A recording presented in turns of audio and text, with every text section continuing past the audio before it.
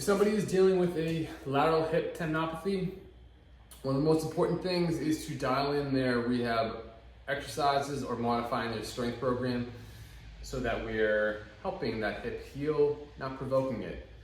One of the first things that we want to do is probably avoid or reduce compressive forces.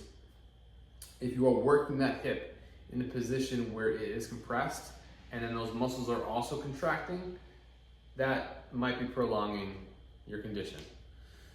So these are some of the exercises that I might have somebody do. The idea is that you're working that lateral hip, building up its engine, trying to help it heal and bridge back to the demands of running without placing it in a position of compression. Or basically, if I stick my hip out, that tendon spans right across that hip and it's getting compressed over that bone, that hip bone. We want to stay out of those positions, especially under load or resistance. So another way to think about this, the lateral hip is meant to stabilize when you run.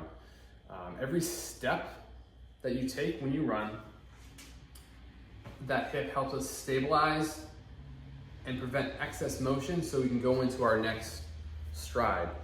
If that's not doing that, if my hip and torso is going all over the place, it's not doing its job perhaps.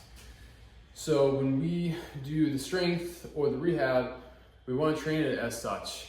That lateral hip is meant to stabilize, so the exercises are meant to mimic the way that it functions in distance running.